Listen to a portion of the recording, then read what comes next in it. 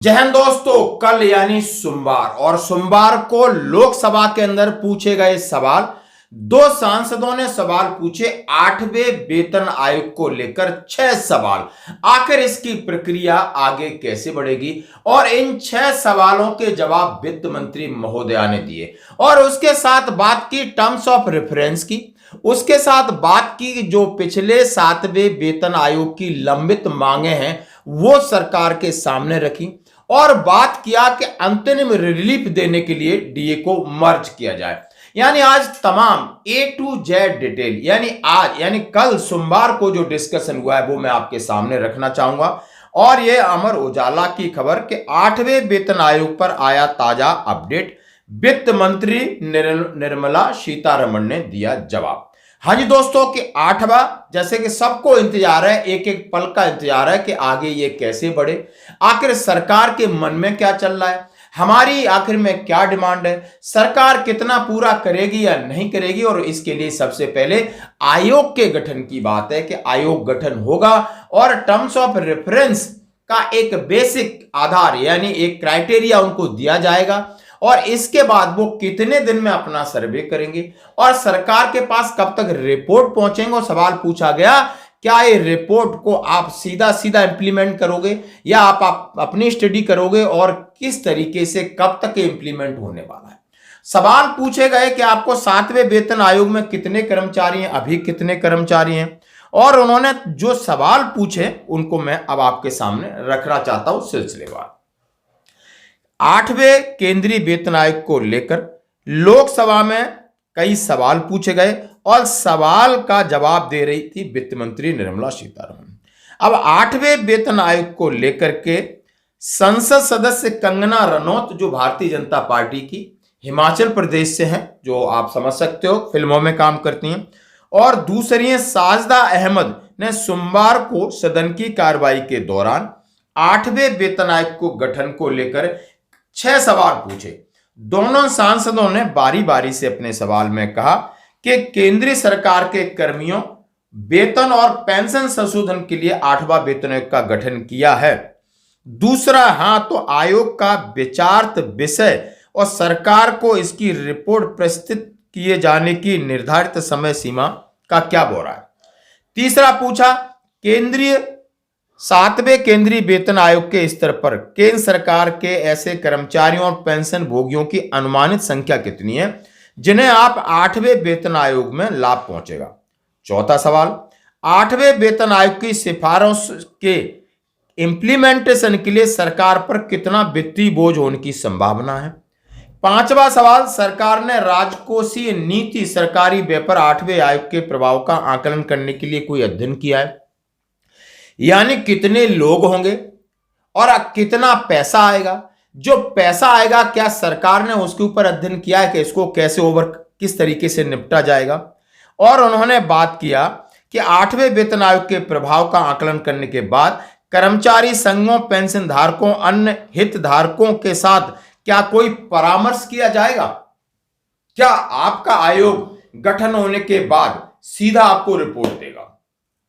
तो दोस्तों ये सवाल थे और इन सवालों का सिलसिलेवार तरीके से वित्त मंत्री निर्मला सीतारमण ने जवाब दिया। पहला, उन्होंने कहा कि सरकार द्वारा 8वें केंद्रीय वेतन आयोग का गठन करने का निर्णय लिया गया है। दूसरे सवाल के जवाब उन्होंने बताया इसे यथा समय पर निर्णय लिया जाएगा कि आयोग कब होगा, यानी अप्रैल में लगभग उन्होंने बताया।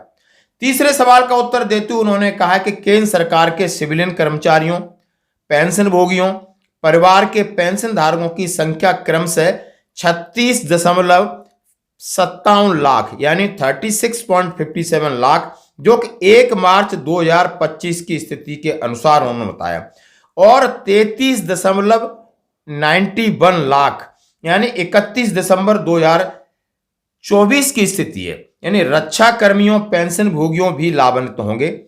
चौथे और पांचवें सवाल के जवाब में वित्त मंत्री ने बताया कि 8वें वेतन आयोग द्वारा सिफारिश किए जाने और सरकार द्वारा स्वीकार किए जाने पर 8वें वेतन आयोग की सिफारिशों के वित्तीय निहितार्थ के बारे में पता चलेगा। उन्होंने कहा है कि क्या रिकमेंडेशन आती है, कितने पैसे की रिकमेंडेशन आती है, उसके बाद सरकार अपना निर्णय लेगी। छठे सवाल के जवाब में वित्त मंत्री ने कहा कि विचारित विषय पर रक्षा मंत्रालय, गृह मंत्रालय, कार्मिक और प्रशिक्षण विभाग, राज्यों सहित कई प्रमुख स्टेक होल्डरों से इनपुट मांगे गए हैं। 8वें केंद्रीय वेतन आयोग द्वारा सिफारिश किए जाने और सरकार द्वारा उन्हें स्वीकार किए जाने के बाद ही 8वें वेतन आयोग के प्रभाव का मूल्यांकन किया जाएगा। उन्होंने कहा है कि जितने स्टेक होल्डर हैं, चाहे वो रक्षा के हों, चाहे वो पैरामिलिट्री फोर्सेस हों, चाहे वो डिफेंस हों, चाहे उन्होंने कार्मिक और प्रशिक्षण विभाग, सभी से जो स्टेक होल्डर हैं उनसे इनपुट मांगे कि आपकी क्या जरूरत है। तमाम चीजों का मूल्यांकन जब सारी चीजें इकट्ठी होंगी, सिफारिश होगी, उसके बाद किया जाएगा।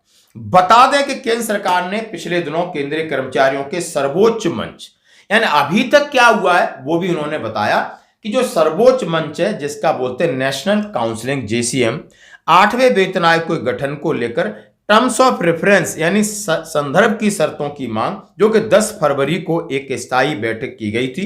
बैठक की अध्यक्षता DOPT सचिव ने की।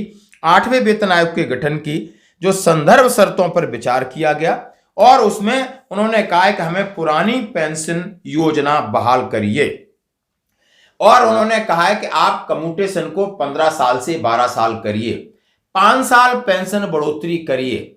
उन्होंने कहा है कि अंतरिम राहत देने के लिए अभी 50% DO को विलय करिए। यानी इनके साथ और कई मुद्दों को लेकर के उन्होंने कहा है कि ये उन्होंने DOPT सचिव के साथ बात हो चुकी है।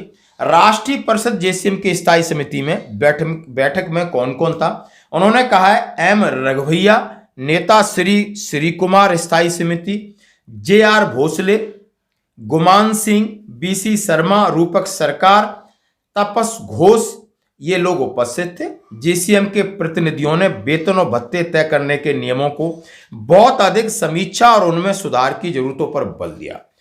अब उन्होंने बात आती है कि मौजूदा समय में जीवन की आवश्यकताएं बढ़ गई हैं, कर्मचारियों और परिजनों का इलाज तक नहीं हो पा रहा है, परिवार में 3 इकाइयों की जगह अब न्यूनतम 5 इकाइयां। उन्होंने कहा है कि ये सिफारिशें हमें आई है JCM की तरफ से कि जो 3 सदस्य उसको 5 यानी पेरेंट्स को जोड़ा जाए और जो जीवन जीने का स्तर है उसको सुधारा जाए। इसके लिए आवश्यक कदम के लिए उन्होंने जो अपने सुझाव दिए, उन्होंने सीधा सीधा कहा है कि तमाम चीजों, उन्होंने इसके साथ कहा कि JCM की तरफ से सरकार को सुझाव दिया गया है कि जितने भी जो लोग 8वें वेतन आयोग के साथ शामिल होंगे उनको 15वें भारतीय श्रम सम्मेलन की सिफारिशों के संदर्भ में न्यूनतम वेतन को सभ्य और सम्मानजनक जीवन यापन वेतन के रूप में प्रदान करने के लिए वेतन संरचना, लाभ, सुविधाएं, सेवानिवृत्ति लाभ, यानी उन्होंने कहा है पिछले 65 वर्षों में जो विकास हुआ है और जो पुराना आपका 15वें भारतीय समय, इसमें आपको बदलाव की जरूरत है। और उन्होंने कहा है सभी विशेषज्ञों की राय है कि इकाइयों को 3 परिवार इकाइयों से बढ़ाकर 3.6 को आपने करना होगा। साथ ही उन्होंने कहा है कि 8 CPC में जो गैर व्यवहारिक वेतन पे लेवल है उनको मर्ज किया जाए और 1 से 6 को लगाकर उन्होंने 6 में से 3 रखा है, 1 को 2 के साथ और 3 को 4 के साथ और 5 को 6 के साथ मिलाया जाए।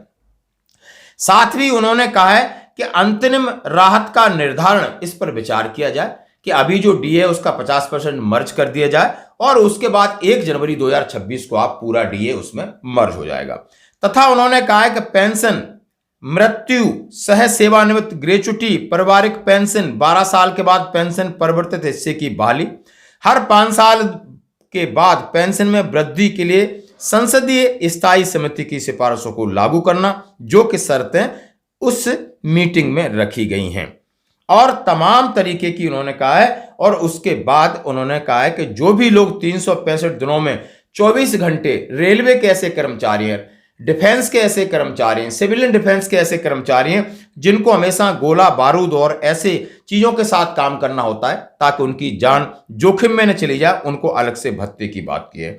उन्होंने तमाम तरीके के अपने जो पूरा पॉइंट रखे। आज वित्त मंत्री महोदया ने, यानी 2 सांसद सदस्य और दोनों महिला सांसद सदस्य हैं, मैं उनका धन्यवाद कहता हूं कि कंगना रनौत और साजा अहमद के जो सवाल थे सोमवार को, इनके ऊपर पूरे जवाब दिए। अब दोस्तों बात आती है इसके निष्कर्ष की कि हाँ जी दोस्तों बिल्कुल चीजें क्लियर हैं और अपने तरीके से चलेंगी।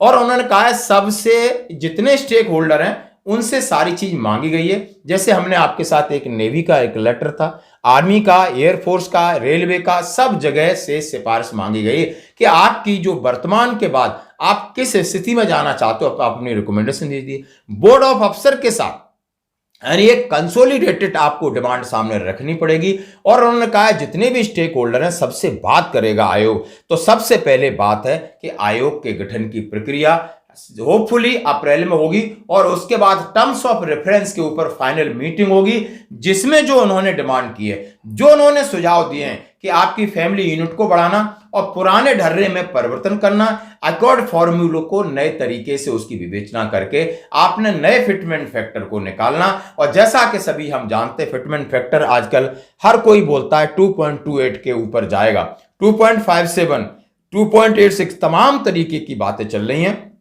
ये बहुत अच्छी बात है कि कम से कम हम इस उम्मीद को लगा सकते हैं कि हमारी पे पेंशन डबल होगी या इससे ज्यादा होगी दोस्तों। तो ये थी कल लोकसभा की बहुत बड़ी अपडेट जो मैंने आपके साथ साझा की।